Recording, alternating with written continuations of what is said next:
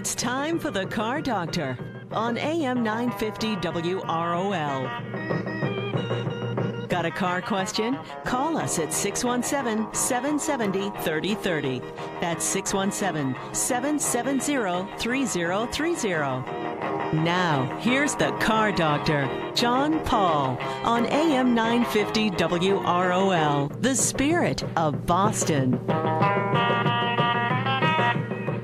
And good Saturday morning, everyone, and welcome to another edition of the Car Doctor program on AM 950 WROL, the Spirit of Boston, 100.3 FM, or maybe you're listening on the app. You told your smart speaker to tune in to AM 950 WROL Radio or WROLradio.com or however you listen. And if you're saying, I know when he's not in the studio. Well, I'm not in the studio. I'm in the Southwest studio, I suppose. But anyway, we're going to the program as normal. We'll be taking calls. We'll be talking about some cars that I've driven that I never got to talk about. We'll be talking about a program that Harbor Freight does that gives money to schools. We'll be talking about that. We'll be talking about some of the news that came up. We'll be talking to Dennis about potentially Massachusetts joining 18 other states to have a hands-free cell phone law. So you'll only be able to use your cell phone if it's on Bluetooth or you have it a wireless earpiece or a wired earpiece or something that allows you to keep the phone out of your hand, so you have two hands on the wheel and your eyes on the road, not staring at your phone, which I see happen every single day when I'm driving back and forth to work. I have to admit, even in Rhode Island, where there's a hands-free law, I look over, especially if I'm stuck in traffic on 95 heading into Providence, I see the people staring at their phones and just not paying attention to the traffic. And in that stop-and-go traffic is where those little minor car crashes happen that, probably does.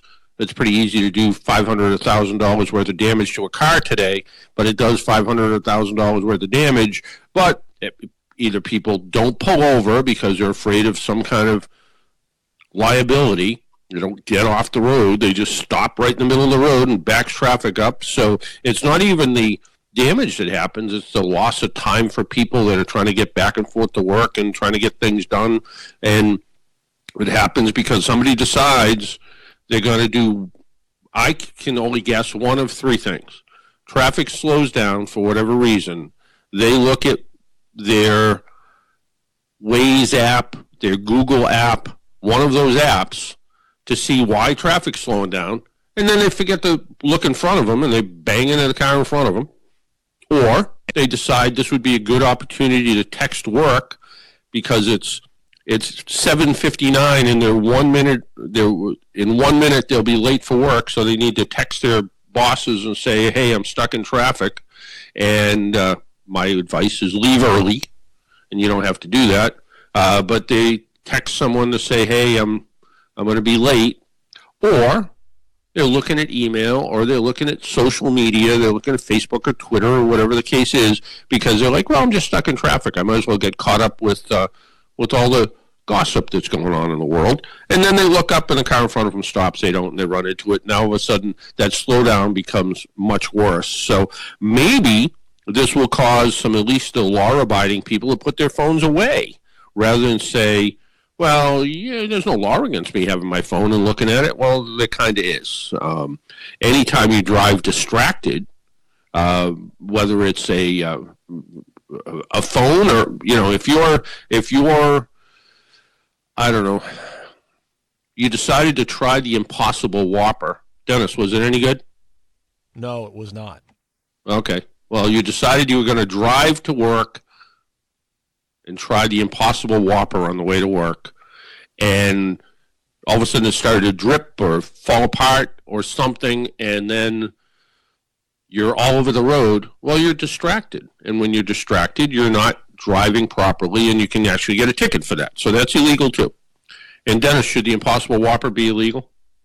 I wouldn't say it would be illegal. It's just they need to improve the aftertaste a little bit. Oh, it's that kind of thing. It looks okay, it tastes okay, and then after you swallow it, you're like, yeah, not quite right. Yeah, there's definitely an aftertaste. That's I don't like food with aftertaste. Just not always quite what I'm looking for when I'm looking for a good sandwich is something that stays with you afterwards. So, but yeah, so there's those things coming up. So it looks like kind of in a surprise decision that everybody sort of agreed. So this bill, I guess, might be heading to the governor's office as soon as Monday. And the governor is definitely in favor of it, so there's no reason to think that it won't pass at the governor's office. And they had to do some.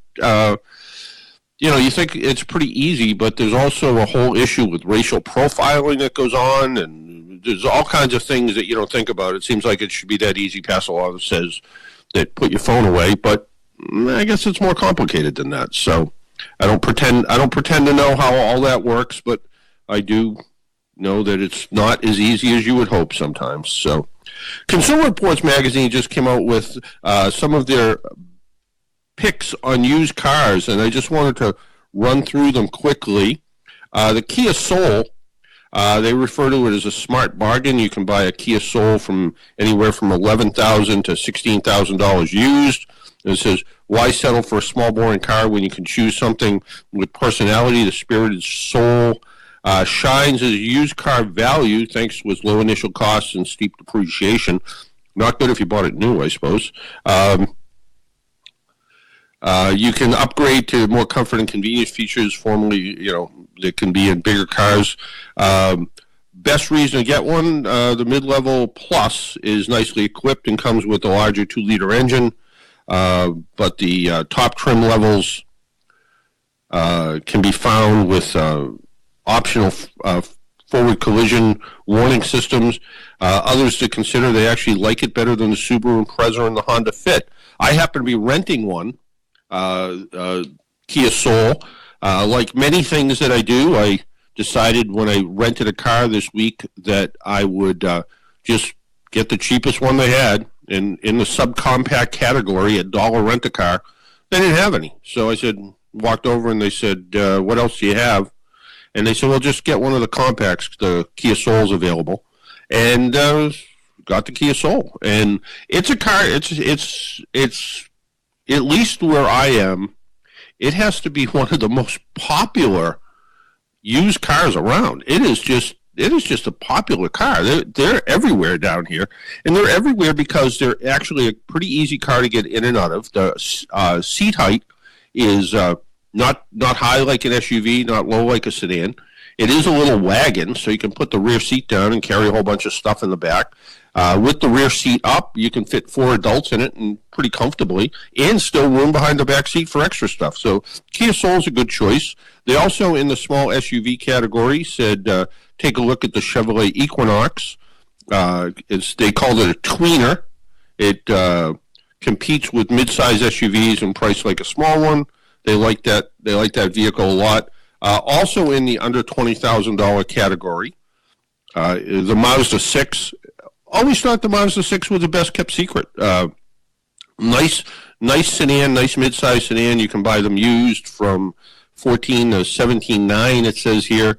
Out on the highway, you can do as well as 32 miles per gallon. Mid-level touring has desirable features like power driver's seat, blind spot monitors, rear cross-traffic alert. The next touring technology package has the forward collision warning. It says others to consider. Toyota Camry, always a good choice. Subaru Legacy, a better choice in New England because it has all-wheel drive versus the Mazda 6 with front-wheel drive. The Hyundai Santa Fe Sport, under $20,000. You can buy a used one, it says here, for $15,500 to $19,600, depending on what option packages you get in it. It says stick with the basic engine, the 2.4-liter engine. There are no trims to choose from, but look for a vehicle with the premium equipment package for leather upholstery, upscale amenities, blind spot monitoring, rear cross-traffic alert. The tech package adds niceties such as heated rear seats and a panoramic sunroof. Well, mine isn't any of those. I got the base model with the 2.4-liter base engine, which works out fine. Does it have any of the fancy electronics? No. Are there some that I wish it did? But to buy new, I had to go up to the next model, and I wasn't prepared to do that. In the under $27,000 category, it says here that you can buy a used Lexus ES for $23,000 to $25,000. That would be a good value for somebody. A luxury midsize sedan. They rate the overall score as 80 points. They call the ES comfortable, quiet, and efficient, smooth, strong V6. Gives you about 25 miles per gallon. It would be, if you were looking to spend $25,000 in a used car, that would be a good choice. BMW X3. In the same category, that's BMW's small SUV. I'd worry about reliability in that one just a little bit. A little bit of a concern when you look at reliability in BMWs. They're great cars when they're new, but as they start to age a little bit, you can have a little bit of problems here and there with them, and finding the right shop to work on them can sometimes be a little bit of a challenge. Dennis, are we ready with Danny Corwin? We are. All right. So with us on the phone is Danny Corwin. He's the Executive Director of Harbor Freight Tools for Schools program. And the Harbor Freight recently gave away over $1 million in the Harbor Freight Tools for Schools Prize for Teaching Excellence. Danny, good morning and welcome to Boston. Good morning. Thanks for having me. So it looks like the Harbor Freight Tools for Schools program gave away a lot of money. In fact, you gave away a lot of money right in our listening area here in New Hampshire, right? We did. The program awards exceptional skilled trades teachers more than $1 million. And one of our second place winners this year was David Lilly of Portsmouth, New Hampshire, Portsmouth High School. So we're excited to support and award an exceptional auto teacher, and also in the Northeast where you reside. Yeah, and our program's automotive, and it's something we talk about, and I know a lot of the automotive vocational technical school teachers.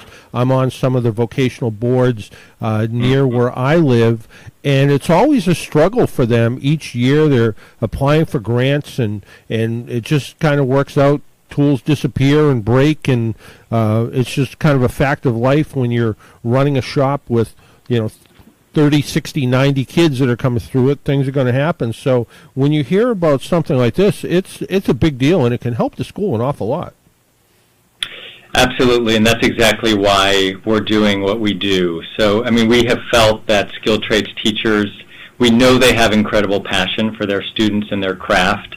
However, they've been undervalued for decades, not only respect, but also resources, as you mentioned. So our purpose is really to shine a light on their brilliance and give them the respect and honor that they deserve. And through this effort, we're building a community of skilled trades educators, and we really hope to stimulate greater understanding of their exceptional work, greater support, and hopefully investment by others, including public entities, to really continue the support for skilled trades education in public high schools. Yeah, here out in the Northeast, any skilled trade, and you gave prizes out to pretty much across the trades, but here out in the Northeast, if you're coming out of a vocational school and you're a plumber, an electrician, an auto technician, auto body, metal fab person, HVAC, they all are looking for help right now, and those jobs are going quickly to these young men and women who are coming out of high school. And you're right, it really is showing some of the value of these trades, and in a lot of cases, as opposed to some of my coworkers, they're coming out of school with zero debt and going into a job where they can make really good money. And I think with Harbor Freight and the Harbor Freight Tools for Schools Prize for Teaching Excellence, I think it really does continue to showcase how valuable an asset these teachers and the students are to the community we all work and live in. Absolutely. We concur that the country is facing a shortage of skilled tradespeople right now, and the problem's only going to get worse. In fact, 1 in 3 skilled trades workers will likely retire by 2028, which means there'll be more than 3 million jobs available in the skilled trades. And already, there are 30 million jobs out there with an average salary of $55,000 that don't require a 4-year degree. So, we see these programs successful in engaging kids in meaningful ways and helping them graduate from high school, and also leading them to opportunities in the workforce that our country desperately needs. Yeah, absolutely. We're talking with Danny Corwin. He's the executive director of Harbor Freight Tools for Schools. How did this all start out? What was kind of the impetus to get the Harbor Freight Tools for Schools program going? So the founder of Harbor Freight Tools is a man named Eric Schmidt. And Eric, when he was in high school, he didn't love his classes until he took a shop class that really illustrated to him kind of the talent and the motivation that he possessed. And at the age of 19, he started this company. So he has a soft spot for skilled trades educators because of that experience, and he started this program to really, it was out of a deep respect for the dignity of these fields and for the intelligence and creativity of people who work with their hands. And there are a lot of students currently that have this wonderful talent that's not manifested in their high school experience, and we feel like if there are more of these programs offering students these real-world experiences with great teachers, not only are they going to graduate, but they're going to feel really good about themselves, which benefits everybody.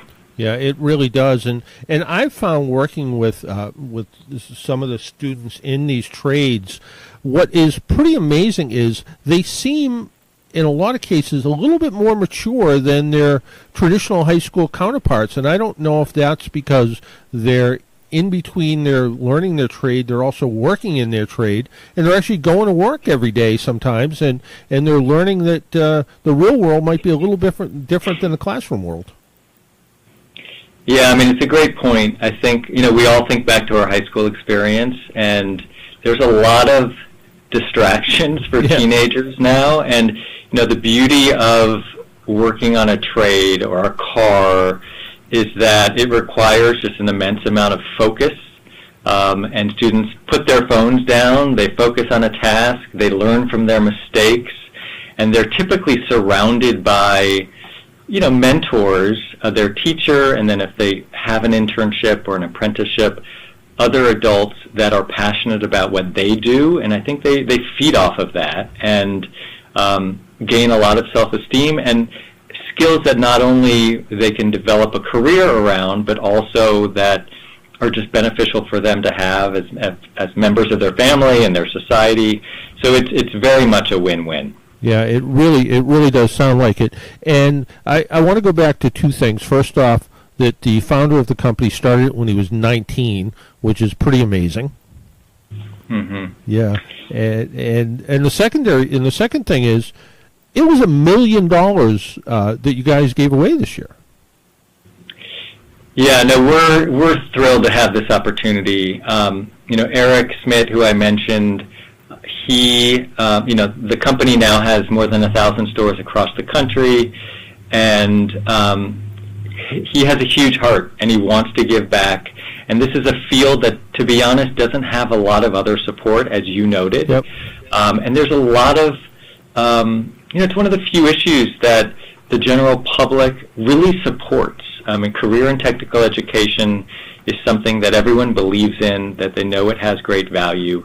So Eric has wanted to put a lot of money behind it, not only to provide resources to these teachers, but also to shine a light on their success and hopefully raise their profile and what they're doing in the classroom so others take note, not only in their own school building, but at the school district level, the city level, the state level, and even the federal government. So as you said, we were honored to give away more than $1 million in grants to 19 teachers this past week, and look forward to doing so on an annual basis. Yeah, this is fabulous. And the teacher up in Portsmouth, New Hampshire, the $50,000. How does that get spent? Is it a $50,000 credit with Harbor Freight? How's it work?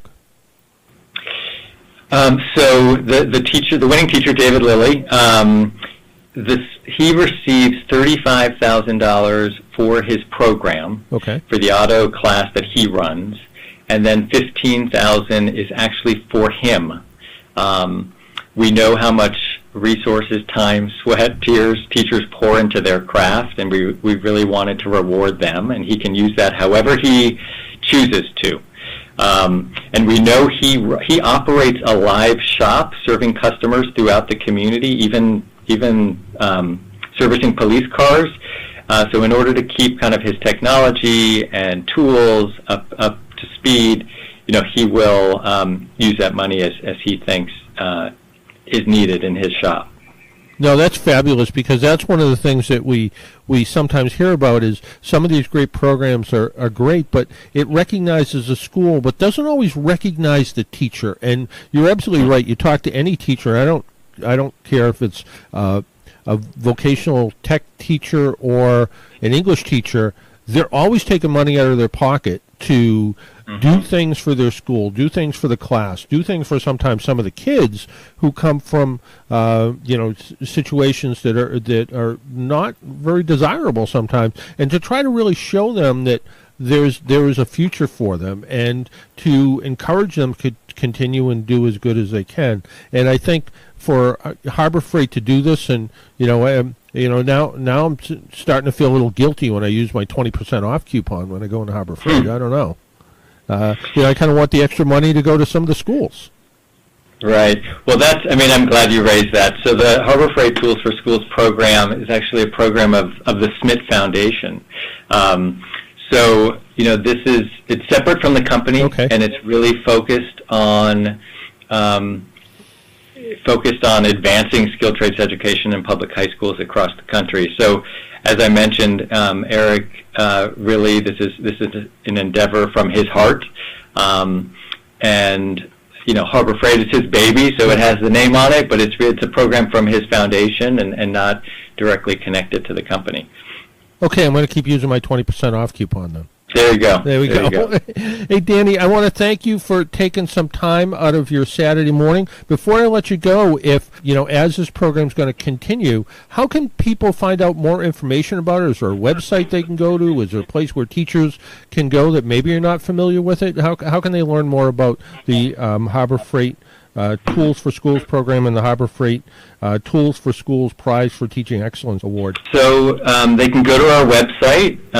If they spell out harborfreighttoolsforschools.org, they can find our more about our program and the prize itself, and they can also follow us on social media. So there are links on the website to our Facebook page and our Twitter page and our Instagram page, and on all of those vehicles right now you can see pictures and stories of our winning teachers from this year. Fabulous. Hey, Danny, thanks a lot, and thanks for joining us here in Boston, and best of luck with the rest of the program, and I hope it goes as well as it did this year. It was a pleasure. Really, thanks for the opportunity. Okay, take care. And why don't we take a break, pay some bills? My name's John Paul. This is the Car Doctor program. You're listening on AM 950 WROL, the Spirit of Boston, FM 100.3, or maybe you're listening on the app. WROLradio.com is our website, or you can go to any one of the app stores and download the WROL app. We'll be right back. At the car wash, talking about the car wash, yeah. Come on, y'all, and sing it for me. Car wash.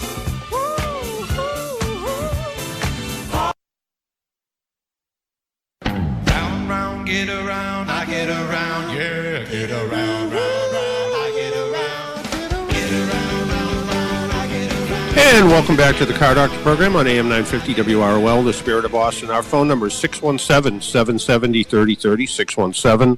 617-770-3030 is how you get through and talk to us about your car and your car problems. Even though I'm not in the studio, you can still give us a call at 617-770-3030 and let us know what's on your mind about cars, or maybe some interesting cars you've seen, or hopefully the tickets worked out well for the people that went to the Connecticut Auto Show or are heading to the Connecticut Auto Show. The Connecticut Auto Show, I think, is running through this weekend, and there was 5 or so people from last week that I sent the names down to our friends that run the show, and they should be at the will call window so people can go out. It's a small show, but it's at a casino, so maybe while you're there, you'll win enough money to buy a car. So you can go check it out and see what it's all about. The Boston Auto Show coming up, that comes up after the first of the year, and that is pretty, I would consider it a good, solid, mid-sized car show.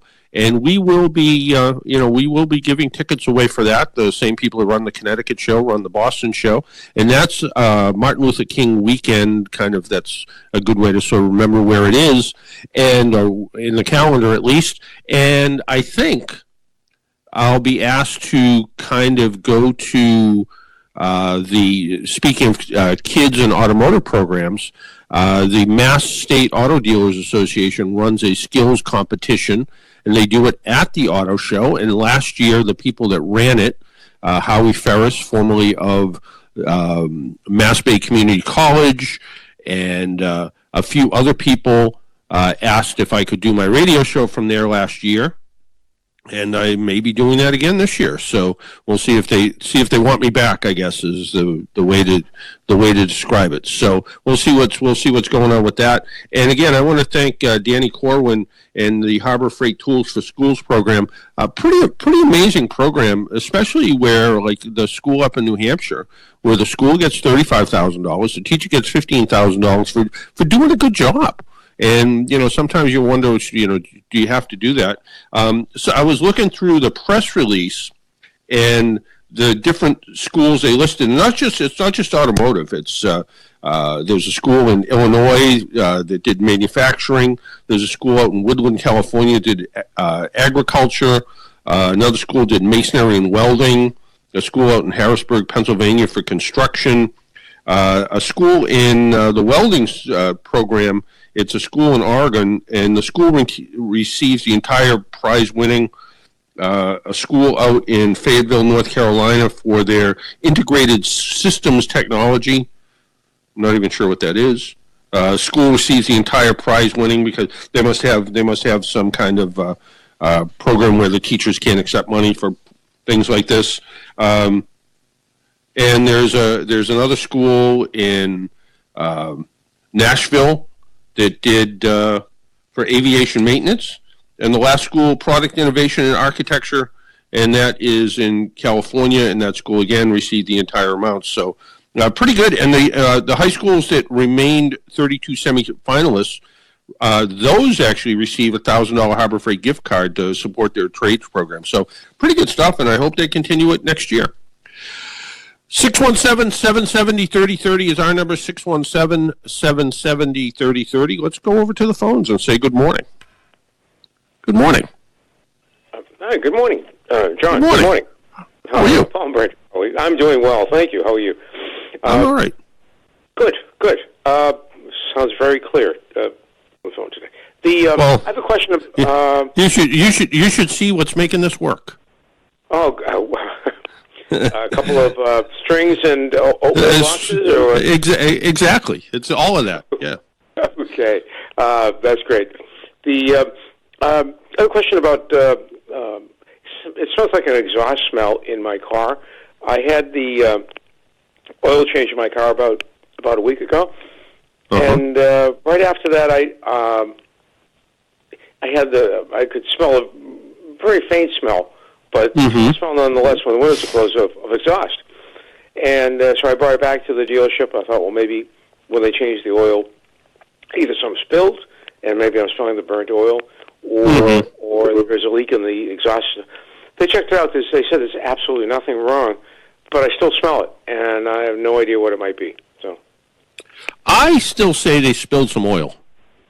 yeah, And it's there somewhere, and it's going to be there till it burns off. And it takes a couple hours of engine running for it to burn off, and sometimes even longer than that.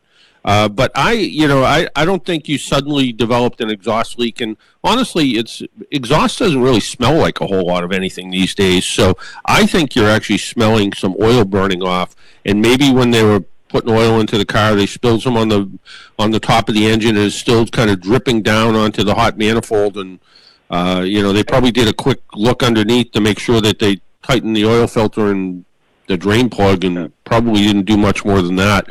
I would just kind of keep a kind of eye on the oil level, just to make sure that there isn't something that's actually leaking. But I'm kind of willing to bet it's going to burn off in another week or so. That would be my guess. Yeah. So the smell is not the exhaust. I mean, I don't think so. And I mean, the easiest way to check for something like that is go get an old towel with the engine running, and cover the tailpipe over, and and if you feel pressure up against the towel, and there's no exhaust leak. And again, even exhaust, exhaust doesn't. You can you put your nose right next to the tailpipe of the car, and there's not a lot of smell, which is why why carbon monoxide comes to get you so easy. So I think coincidence wise, they spilled some oil. They spilled some oil. I have a real sensitive nose. I mean, I smell everything, and maybe that's the. No, I leave the vent of the inside the cabin open. I don't close it. I'm not sure which is better, to keep the air from coming in or not, or just have fresh air. I flip the vent open, so at least the air is moving through somewhere. Yeah, I think in the short term, maybe set the climate control and recirculate, except when you use the defroster. That will, because the air does come from sort of, if you kind of in front of the windshield wipers, if you will. So it kind of takes in the air there, and if there is something burning off the engine, it's going to tend to pick it up a little bit more. But I'm still willing to bet that somebody got a little sloppy when they were doing the oil change and spilled some oil.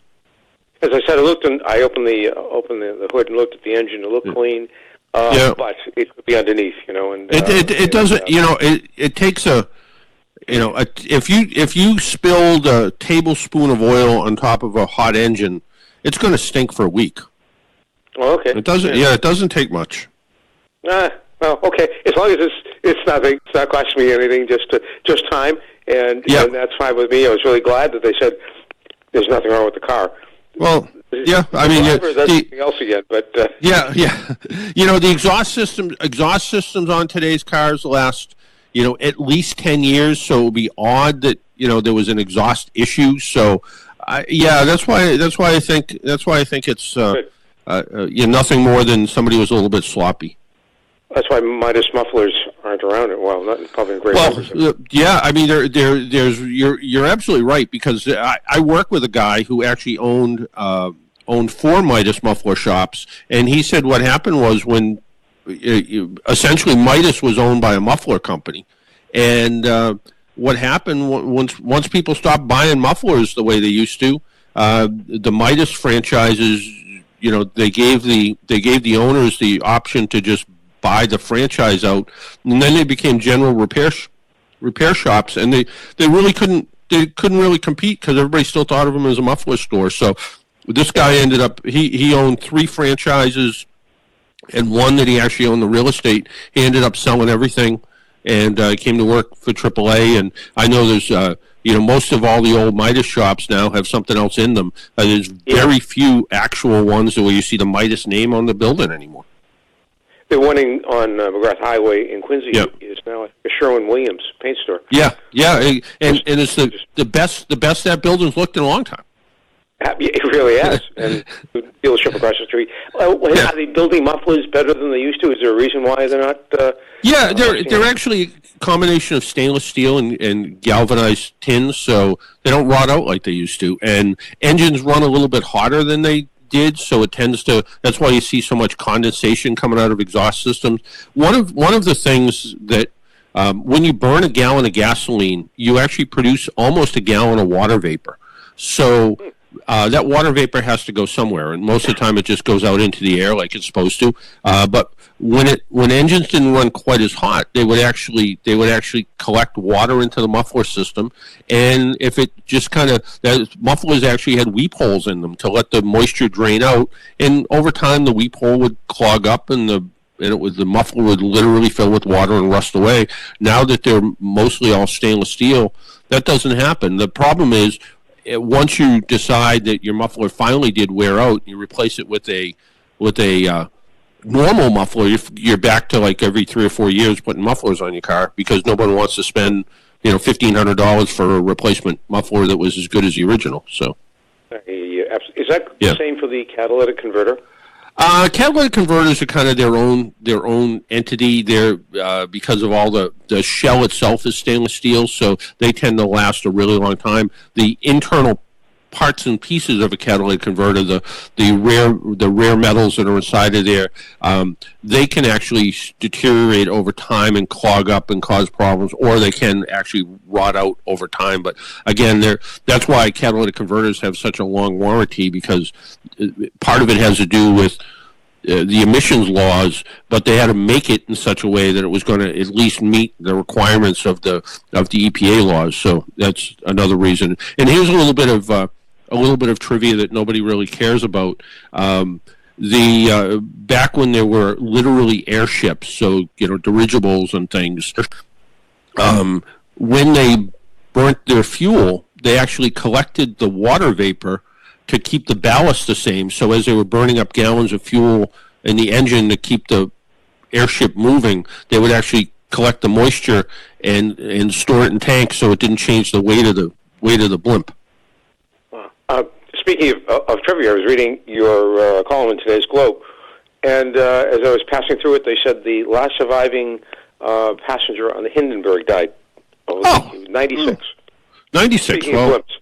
Yeah, I don't think I'd ever need to tell anybody that information, but and I'm glad we got to combine the two together. Exactly. All right. So anyway, thank you very much. All right. Have a great day. All right. Take care, Paul. Bye-bye. 617-770-3030, 617-770-3030. Dennis, did you learn a lot from that conversation? Sort of, sure. Yeah, sure. We had Keith from Keith Barry from Consumer Reports on a couple weeks ago to talk about a lot of different things, including his how he dressed as a deer. But in the same issue of Consumer Reports that honestly I read on the plane coming down here, there was an article about map of the month, how likely you are to hit a deer. And in Massachusetts, you're 1 out of 469 chances of hitting a deer. In Connecticut, it's about half of that. In Rhode Island, it's more than that. Apparently, once you get out into the wilderness of western Rhode Island, the deer population climbs. It goes the other way. You do a little bit better in Rhode Island, I guess, smaller state. You go up to Maine. You're very likely to hit a deer, and the highest risk of hitting a deer anywhere is West Virginia. So stay out of there. Fall driving means more deer are active, more roads are more people driving on darker roads due to the shorter hours. You mean shorter daylight hours?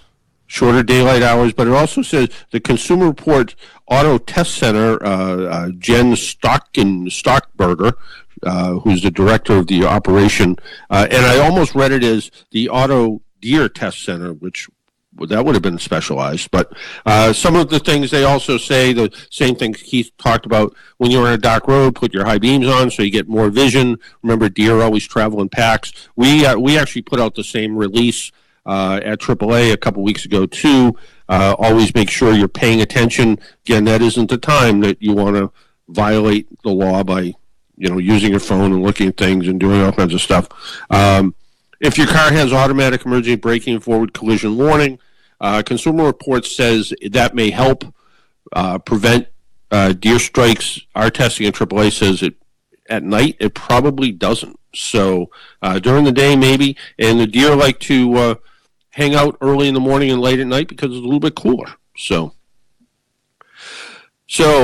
there you go. Our phone number is 617-770-3030,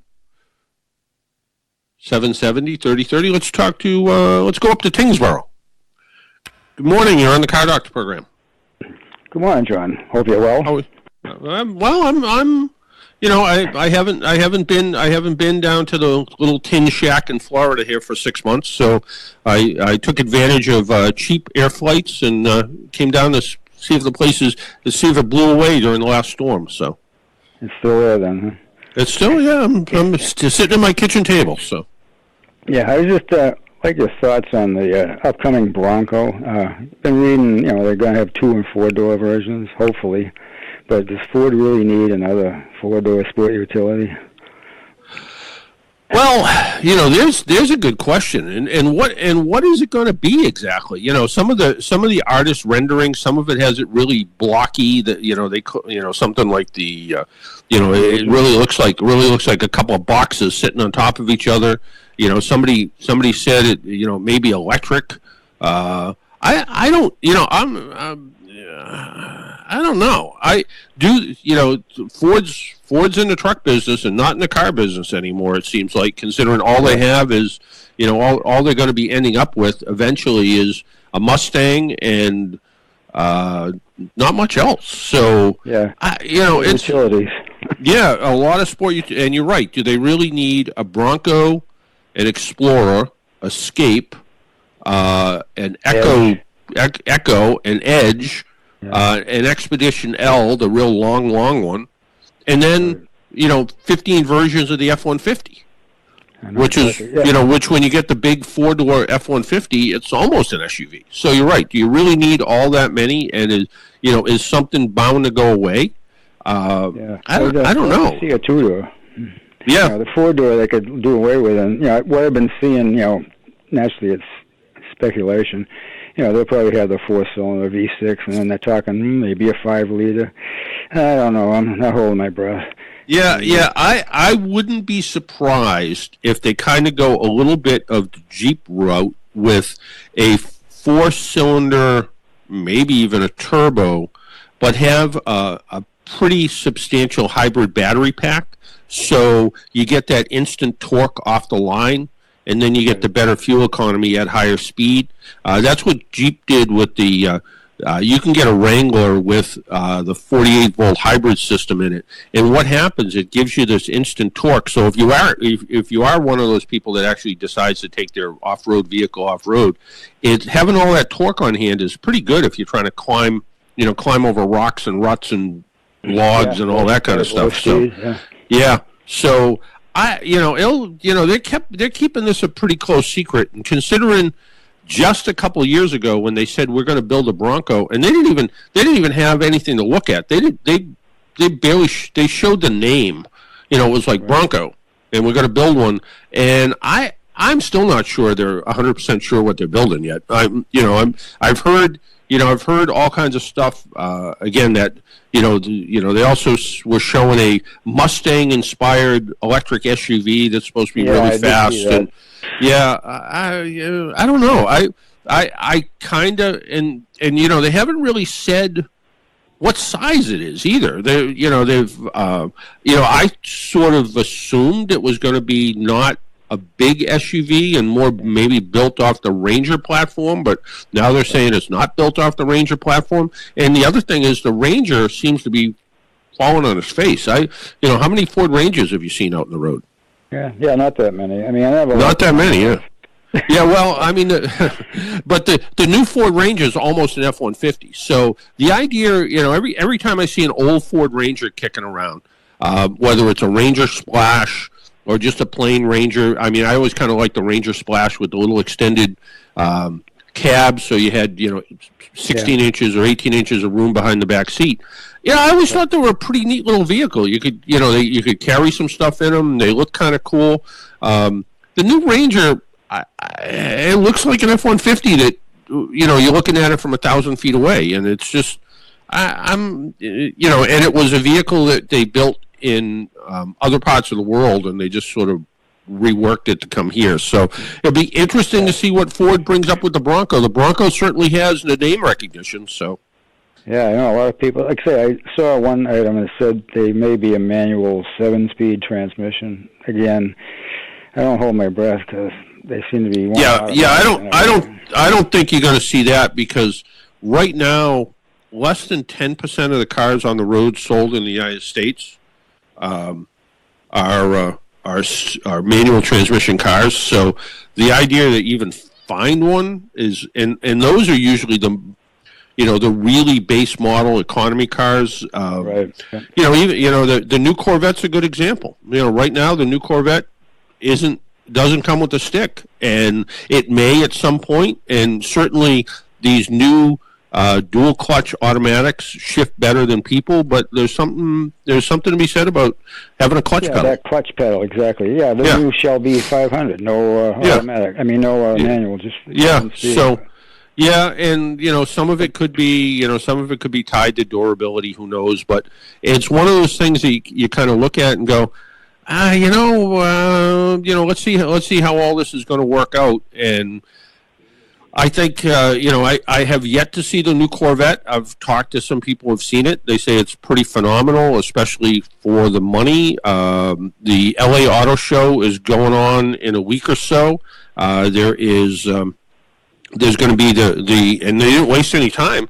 There's the new Corvette convertible is going to be shown at the LA Auto Show when it opens up. So there's so it'll be interesting to see. I would like to. I guess part of me says I'd like to see a retro Bronco, so sort of a Bronco that looked like an old Bronco in a big two-door version, but have really modern driveline in it, so it makes it practical, not, you got to remember those old Broncos, the old Broncos on a good day got 10 miles to the gallon. Yeah, and they had little 302s or and the Bronco 2, as much as everybody looks back on, that was such a great little, they were awful. They were terrible. The 3-liter V6 in the Bronco 2 had a big aluminum timing gear in it, and the teeth would fall off of it after a while, and they were not good vehicles. People do remember them fondly because they were kind of interesting, but it's like saying that Mustang 2 was a really great car. Well, it wasn't. It was a Pinto, and even the one with the V8 in it wasn't really a great car. So. No. Well, I mean, the original Mustang was a Falcon, but that wasn't as bad. but at least the original. You're right. The original Mustang was a Falcon, but at least it had some style to it. Even putting Charlie's Angels inside the Mustang 2 didn't help it. No. Yeah, it wasn't my favorite generation for sure. But, other people. Well, it's still the Mustang family. Yeah. Yeah. You don't want to abandon it, but anyway. Well. All right. For your all right. Take care, Bob. Bye-bye. Yeah. Bye-bye. 617-770-3030 is our number. I think we have another call up. Good morning. You're on the Car Doctor program. Good morning, Car Doctor. Mike here. How you doing? Hey, Mike. How are you? Very good, thank you. I want to call you to congratulate you and the team that I saw last night. They're finally going to sign the hands-free bill this week, looks like. Yeah, it looks like I don't know how all the infighting got smoothed over at the State House, but I'm glad it did, and and it only makes sense. And I got to tell you, we know kind of in our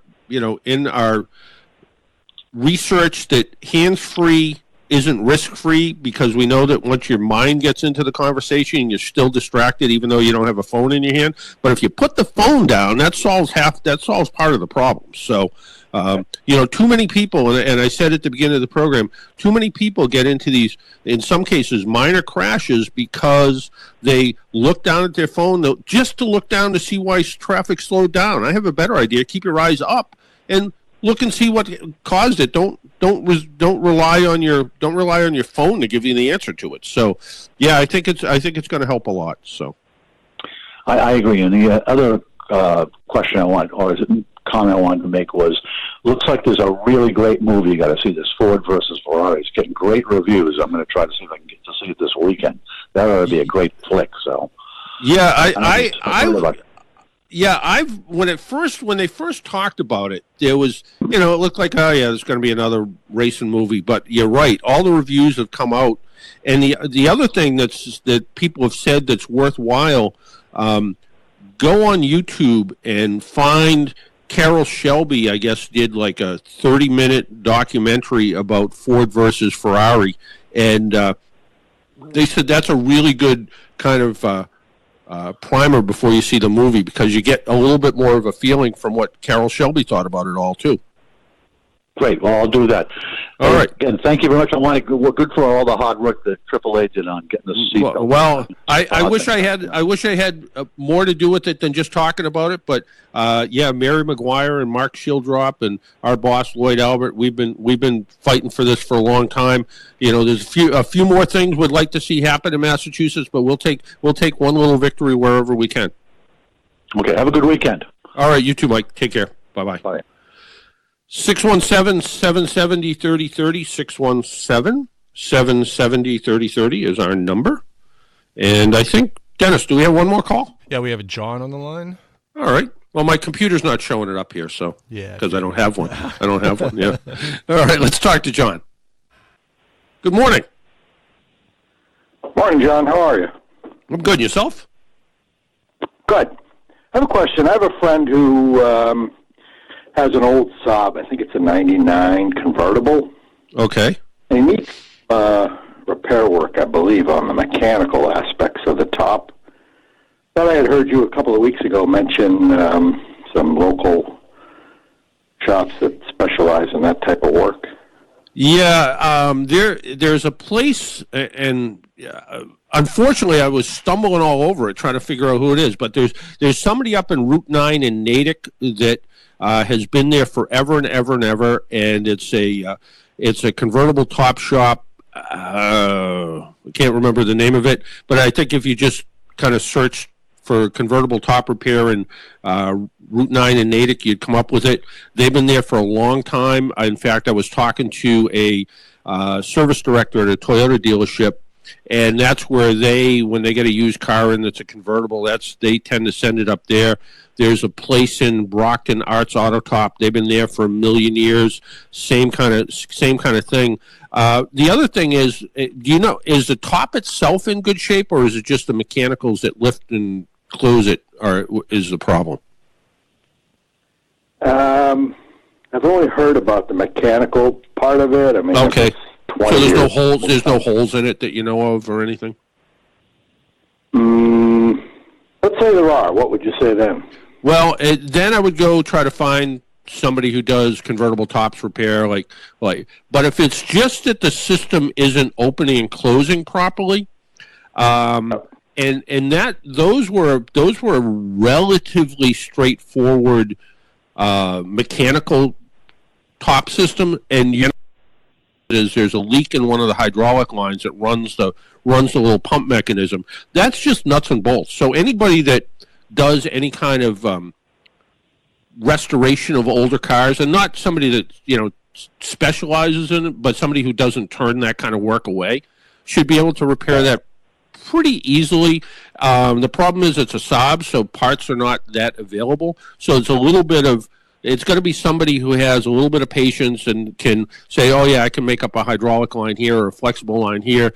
And it's been my experience with old convertible tops that usually the pump works. It's what usually happens is the system has a leak in it somewhere. So sometimes it can be a cylinder, but most of the times it's just a hose that gets brittle with age, and that's where the problem is. And so I would try to find somebody who a shop that you see an occasional old car at, and go in there and just say, hey, I have this Saab with a convertible top that doesn't work. Can you take a look at it and see what you think? And just because it's a Saab doesn't make it any more difficult than trying to replace or trying to repair a convertible top in a modern Buick, for instance, other than the modern Buick has all kinds of micro sensors in it and things. But the Saab top, again, it's a pretty simple as things go. So, a top shop certainly could do the fabric part of it. The mechanical part of it, yeah, they do that because they have to. But I think any good mechanical repair shop could probably take a look at the convertible top. I remember even years ago, when I worked in a garage, somebody came in with I think it was a 70s-ish Mustang, and the top didn't work anymore. The first thing we found was the reservoir was low in fluid. The second thing we found was a line that was bad, and we replaced the line, bled all the air out of it, and the system worked fine afterwards. So again, it's kind of mechanical. So it's not the most difficult thing in the world to try to get it to work properly. And if you were I'm sorry, go ahead. Hello? He should be there. I didn't hang up on him. Yeah. Well, okay. Maybe he hung up. Okay, we have a couple of callers, but we also need to take a break. Why don't we take that break? If you're on hold, stay right there. Our phone number is 617-770-3030. If you're on hold, stay right there. We will be with you in just a minute. And when we come back, we'll also talk about a little bit about how important it is to do something simple like rotate your tires on your car. We'll talk about that, and also a little bit about who owns the data in your car. We'll be right back.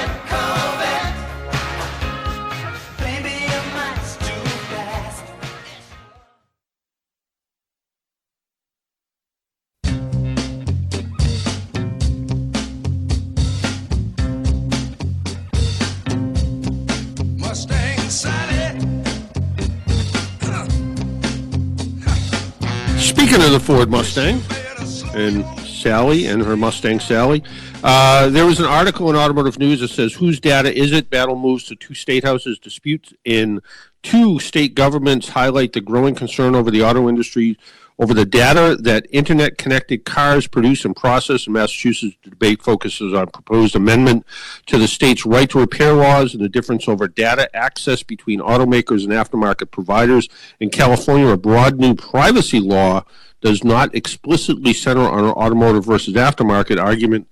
Lawyers for both sides agree, but the law includes mandates for automakers about how they collect and handle vehicle data. California, even though the California law passed in 2018, the state is still developing rules for enforcing it. So we'll have to wait and see. The California legislature approved amendments in the law that affected automakers and dealers.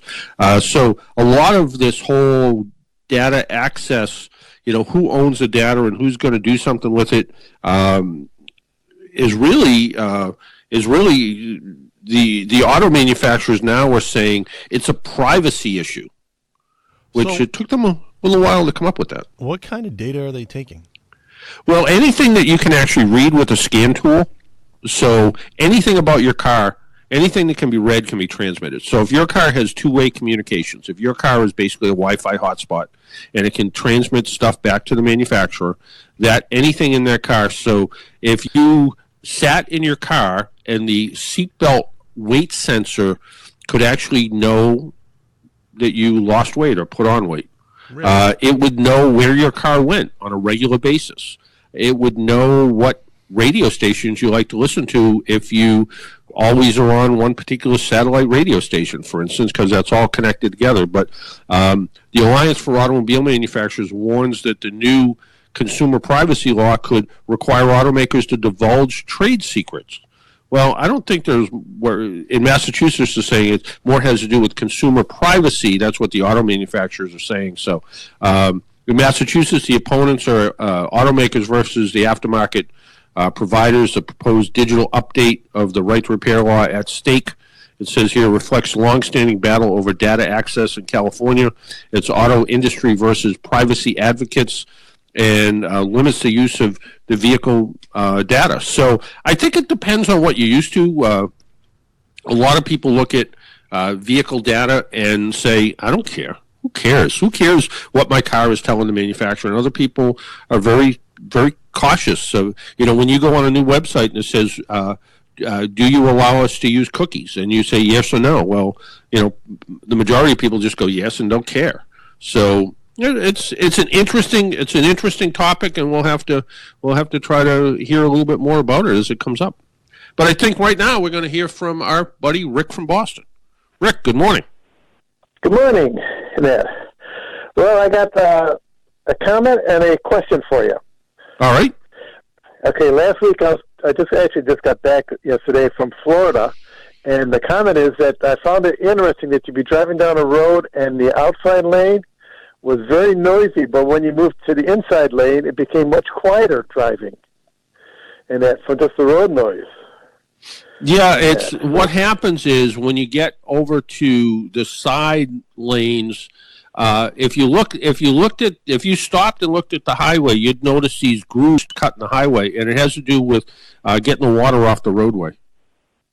No, there wasn't grooves cut in the road, and that I checked that. It was just the surface of the road. I don't know whether it was warm more or what, or the heat, whatever. But yeah, I mean, it could be the ones I've seen actually have grooves because Florida doesn't rain, and then all of a sudden it rains, and there's 2 inches of water and floods the roads and makes them all slippery. So they want to try to get the water off the road. But that's interesting. I haven't really noticed that because I don't tend to be in the left lane that much. But the thing is that where I was, it was a touristy area, and a lot of people were pulling off and slowing down to pull into this restaurant or this plaza or whatever. Oh, yeah. And so. But here's my question. I had a Pacifica. Yep. And it had the automatic shut off when you pull up to a light. Mm-hmm. And if it was a long light, if it's just regular light, you take your foot off the brake, you accelerate. There was no shaking or anything, just a normal acceleration. But if it was a long light, the engine would shut off. Yep. And be shut off for a while, then it would start up again, even though I haven't taken my foot off the brake or moved it all, and the whole car would shake. Yep. And, my guess is that's going to be doing damage to the engine and the vehicle in that. Is that true or not? I kind of agree with you. The thoughts are that it shouldn't do that. I mean, that's what the manufacturers say. I don't personally, when I have my commute back and forth to work is about 10 miles of city driving and 37 miles of highway driving. And the highway driving, it's not like driving in and out of Boston, but the last 3 or 4 miles can be stop and go traffic. I have driven the exact same car, the exact same way, and saw no difference in gas mileage if I decide to defeat the system, and there's a little button with an A with a circle around it. You can shut it off, and then drive it and let it shut off and turn on and shut off and turn on. And looking at the digital readout for the gas mileage doesn't seem to change. So I'm not sure how cost effective these systems are, but the ones that actually use a battery and a starter to get the car going. As high tech as these batteries are that are in these cars, they're glass mat batteries, so they're not conventional lead acid batteries. I still say it's going to shorten the life of the battery, and we're doing some testing at AAA now to see if that is actually the case. But so far, I haven't seen any improvement in fuel economy. I think the fuel economy is kind of what it is, and I don't know that there's going to be a huge difference in the fuel economy. And I say there is going to be more wear and tear on the car. And on top of that, like you said, the car sort of shudders and shakes a little bit. It's not smooth feeling. There are some cars that are. Some cars actually feel a lot better than others. But it depends on how the car starts. Some actually use the regular starter. Some actually use a thing that looks like you look under the hood and it looks like a great big alternator, but it actually it's a belt drive that can actually turn the engine. And other cars for a while, and although I don't think this is popular anymore, would actually fire a spark plug when it was up on top dead center, and it would actually kick the engine over by making spark and making the engine start. So it depends on the system and how it works. I don't know this is the case, and I'm only making this up, but remember, did you ever drive a standard transmission car that had a shift light in it? It would tell you that you could shift when it was time to shift. Have you ever driven a car like that? No. Well, I've always driven, by sound and that. Yeah. So doesn't everybody else. But some standard transmission cars, and it could have been the most basic standard transmission, Ford Escort to something fancy, would have an upshift light. So it would tell you as a driver it was time to shift up. That light was put in there strictly for gas mileage purposes, and when a manufacturer put the upshift light in, they automatically got a half a mile per gallon credit. So whatever the gas mileage was supposed to be in the car, they got a half a mile per gallon credit by saying that, we have an upshift light, whether people paid attention to it or not, they got a credit for having it there. I wouldn't be surprised if these auto shutoff systems, they get some kind of EPA credit, because how can you count on it? Say you drive highway all the time, or you drive with your heat and your air conditioner on all the time. Most of those systems will shut down, in other words, won't work, if the air conditioner's on, because unless it's an electric air conditioner pump, it's not going to work right. So it's got to be there. It's got to be there for extended periods of time. That's why when you were stuck in traffic, it would start up and maybe stop and start up and stop again because the AC wanted to cycle. Or if you go to turn the steering wheel and it's not an electric power steering pump, it would kick right on, so you got power steering again. So and the same thing in the wintertime, if you hit the seat heaters, it puts a load on the electrical system, and it says, oh, wait, we better start the engine so the battery doesn't go dead. Or the engine, if you're stuck in traffic and the engine cools off, it starts the engine back up to give you more heat inside the car. So I wouldn't be surprised if there's some sort of shenanigans going on with the numbers because of it. I got to tell you, as much as I tend to pay attention to a lot of things and try to do the right thing, the cars with the auto shutoff, I am happy that the two cars in my life don't have it, because I would be shutting it off. I wasn't thrilled by it, and it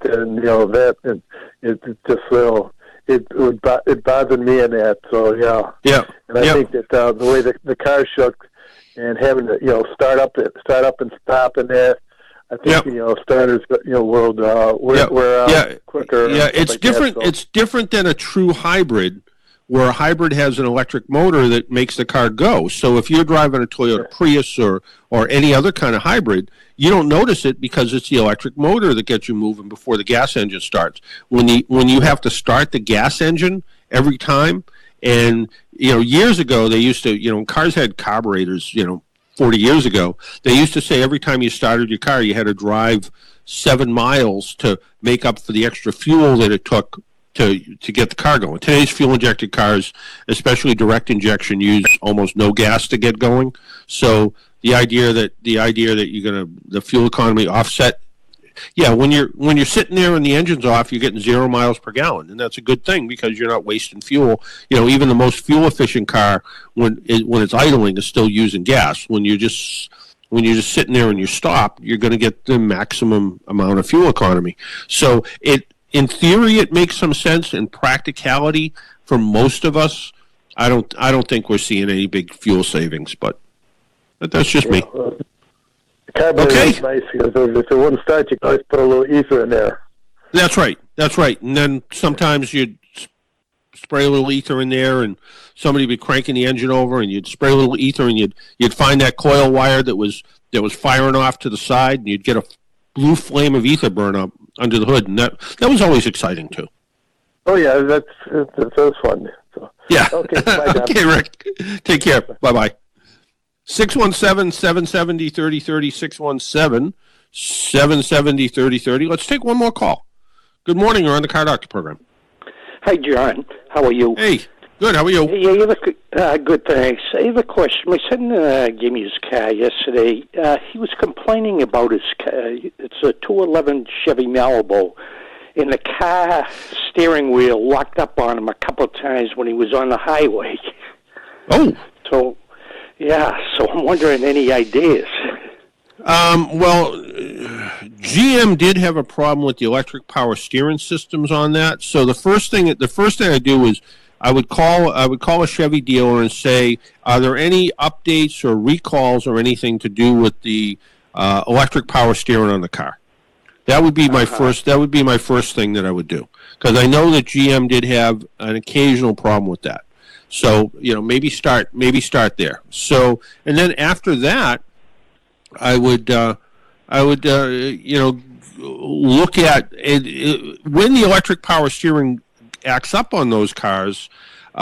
Sometimes you'll get a message on the dash. It'll say steering problem or something like that. If you're not getting that, the only other thing is, does this car have a system where if you drift out of the lane, it warns you about it? No, it doesn't. It doesn't. Okay, because it's funny. I've talked to two people in the last couple months that have just recently got cars, and they're like, the steering locked up when I'm out on the highway. Well, it didn't actually lock up. They were trying to change lanes without using their turn signals, and the steering gets really stiff until you overcome it. If you use your turn signal, it works fine because it's a lane departure correction system. So it doesn't have that. I would talk to a Chevy dealer and find out if there's updates and recalls and things. I don't have my computer with me, so I can't look it up. But I would look at that and see if there's something to do with that system, and see what you can do to see if there's something there. If not, the next step is scan for codes and see if there's any kind of codes for the power steering system. The body control module will save some codes if there's something there to find out why it's sticking and locking up. Certainly GM over the years had a ton of problems with the ignition switches in these cars, and the ignition switch would cause the engine to stall or almost stall, and then you'd have no power steering. And it's not like a mechanical power steering system that when the power steering went bad, you could kind of muscle your way through it. The electromechanical ones, it takes a lot of body strength to actually, you still can steer them, but they're a little hard to steer. So I would, my first thought, again, go to the dealer, see if there's any kind of open recalls or updates on the steering system or the ignition system, and then kind of go from there. All right, very good. Thanks Okay. for the information. All right. And you have a good day. You as well. Take care. Bye-bye now. On Facebook, at least, I promised that I had two cars I wanted to talk about. The couple that I've been driving over the past few weeks, and I, because of calls and other things, I never really got to them. So the last one was the Toyota 4Runner. The 4Runner is a mid-size SUV. It's a great off-road performer when properly optioned, and can seat 7 in a small third-row seat. All 4Runners are powered by the same 4-liter, 270-horsepower engine. There's a 5-speed automatic transmission that, depending on models, powers the rear wheels or all 4 wheels through a part-time 4-wheel drive system or full-time 4-wheel drive system. The 4Runner is available in a whole bunch of trim levels. I think there's 7 in all. The SR5, SR5 Premium, TRD Off-Road, TRD Off-Road Premium, Pro, Limited, Nightshade, Special Edition. Our road test was in the Limited with the full-time 4-wheel drive. The 4Runner's a little rough around the edges on the road. The ride's a bit stiff over potholes and pavement breaks. There's also some body roll on faster turns. This may be in part due to the true body-on-frame construction that's a rarity in SUVs. The steering has a bit of on-center vagueness off-road. Any of the negatives quickly disappear. Our limited edition 4Runner came with a full-time 4-wheel drive with active traction control and limited slip differential. Although this is not the most capable 4Runner version, it was easily able to handle any off-road travel that I dared. The limited version is also capable of towing up to 5,000 pounds, so you can tow a pretty good-sized boat or camper with this thing. Performance from the 270-horsepower engine was strong from a stop and generally seemed pretty good, but seemed a little bit constrained by the 5-speed transmission. There are times where I needed to accelerate that seemed like I really had to push the throttle to the floor to get all of the 270 horsepower, and I think if the transmission was a little bit more sophisticated, that wouldn't happen. but I'm not re-engineering this car because it's a pretty good car. Fuel economy during my time with the 4Runner was as bad as any SUV in recent history. 16 miles per gallon in my typical mix of about 70% highway miles. The interior of the 4Runner could never be described as flashy, even on the limited trim package. The interior was a bit plain. That being said, the functionality was very good. There were large knobs for the climate control, radio volume, and tuning. The infotainment system was quick and simple to use without complicated menus. Why manufacturers try to make stuff more complicated? Make it less complicated. Put knobs and buttons back in. Don't put 40 buttons in, but put some basic stuff so it's easy to use. There were plenty of 12-volt and USB outlets, cup holders, bins. Even after several hours behind the wheel, the seats were comfortable. The rear seating was also spacious. The third-row seat is better suited for kids. Cargo area with the second and third row folded is almost 90 cubic feet, so it's huge, and about half that with the second row seat in use. With all three seats in use, it's still pretty good to go to the grocery store, about 10 cubic feet. The 4Runner by Toyota is an SUV that's better suited for the driver who actually drives off-road. If your idea of traveling off-road is a trip to the local recycling center, there are better choices. If you need to tow a trailer, go camping, fishing, the 4Runner, in spite of its shortcomings, is a good, solid choice of a vehicle. I mentioned that Consumer Reports did an article about rotating the tires. But why don't we take a quick break? When we come back, we'll talk about that, and then we'll probably finish up with the Subaru Accent. My name's John Paul. This is the Car Doctor program. You're listening to AM 950 WROL, the Spirit of Boston, 100.3 FM, or tap that app and tell Alexa, WROL Radio. And you'll hear me, and soon to come up, 9 hours of Irish music. We'll be right back.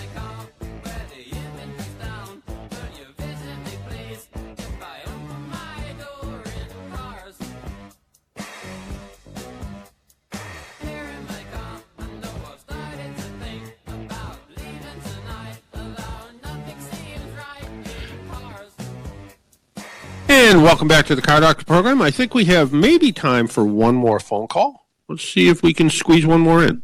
Good morning. You're on the Car Doctor program. Yes. Hi, John Paul. How are you? This is Jerry from Alston, and I have a 1995 Ford 250 pickup. Okay. And I only put on maybe 500 miles a year on it. Don't drive it much at all. Sits for a lot. Yep. And I had it out last night, and I took it out about 30 miles, drove fine. Just coming back, the engine just stopped. And battery fine, everything is fine. I just, the engine would rotate, but it wouldn't catch. What do you think? If, my concern is that with the, you said it's a 95, right? So it's 20 some odd years old now, 24 years old. Yeah. And you don't drive it a whole heck of a lot. So I'm wondering if the fuel pump has started to give out on it. Okay.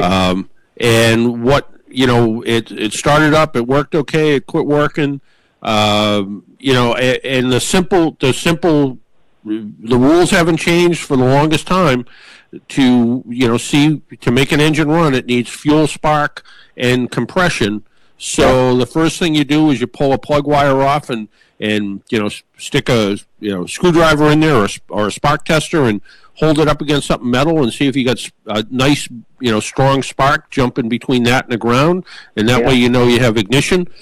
Spray a little bit of starter spray in the air intake and see if the engine fires up, and if it does, it's a fuel problem. If it doesn't, then you need to look a little bit further and find out why it isn't running, and that, I guess, could be some kind of compression problem of some sort, some kind of engine timing problem. But at the very minimum, I would do the very basics and find out, do you have fuel? Do you have spark? Is there corrosion on the ignition system somewhere that made it spark? But just judging by nothing more than how you drive the truck and the age of the truck, I'm willing to bet it probably needs a fuel pump. Okay. That was my suspicion, too. Yeah, I mean, it could be a fuel filter clogged up. but sort of the same idea. But being the age of it is, the right thing to do at this point would be to put a fuel pressure tester on there and see what kind of fuel pressure you have, and also look at fuel volume to make sure that sometimes you can have pressure, but you have no volume coming to the fuel system. So that can be it. But I would go to an auto parts store and spend $3.99 on a can of starter spray and spray it in the air intake and see if it fires up. And if it does, it's a fuel related problem, and again, probably a fuel pump. Yeah. Okay. The other thing is that does use a series of fuel pump relays. It does use a fuel pump relay. It's the same relay as the horn. So you could, if you looked at the fuse box, you could swap out the fuel pump relay for the horn relay, for instance, and see if it fires the fuel pump back up. Depending on where the fuel pump's located, you might be able to smack it with like a rubber mallet or something and see if you can get it to start. But any kind of electric fuel pump, when you turn the key on, you should hear it run for about 2 seconds to charge up the fuel system. And if you don't hear at the you could even put your ear next to the gas cap, and you should be able to hear some sound of a fuel pump starting to fire, start to spool up and produce pressure. And if you're not hearing that noise, again, probably a bad pump or bad electrical issue to the pump. So. Okay. Wow. Okay. Yes, it was just running perfectly before it quit.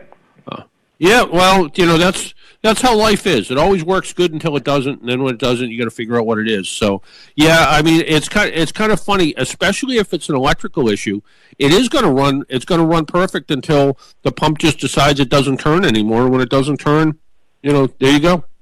Yeah. Yeah, I mean, one of the road service tricks we do a lot with when we have cars that don't start, we literally crawl under the car and smack the bottom of the gas tank. If the fuel pump's located in the gas tank, smack it with a rubber mallet, and while someone's cranking the engine over, and sometimes that's enough to get the fuel pump to start to turn. Then the car starts up, it runs fine, but we always tell our members, be careful, because the next time you shut it off, it might not restart. Hey, we got to get going. We're just about out of time. Thank you very much. All right. Take care. Bye-bye now. In the studio, our buddy, Paul Sullivan. Sully, I understand you're in the studio today. Great to see you. I got my mallet, and I'm looking to whack something, so watch it. Yeah, good for you. I need things to work. Well, I understand one of the computers, you may actually have to whack it with a mallet to get it to work. No. Hey, how are you? Exactly. I'm all right. How warm is it down there? Well, it is. It's cooling off. Actually, it was up to 80 when the sun came out, but it clouded all over down here. It's down to 71. Well, I'm telling you, I'll do some inside radio things. Claire and I were listening up on the way in, and we had a debate as whether you were actually in the studio or not. That's how good you were sounding. So, yeah. Well, if you saw what I had here, this is. I get everything. I get as simple or weird system as it can be. I'll show you a picture of it. 21st century radio, baby. Yeah, this is it. This is it. Hey, so what's up for the Irish Hit Parade today? Well, the guy in the music, the piano player's playing, so I'll do this real quick. The best in Irish music, like we do every week. There you go. Paul Sullivan, the best in Irish music. The very start of Irish music all day today, and then starting again tomorrow with John the Rooster Costello. So until next week, make sure you wear your seatbelt, drive safely, be good to your car. Talk to you all next week. Bye-bye.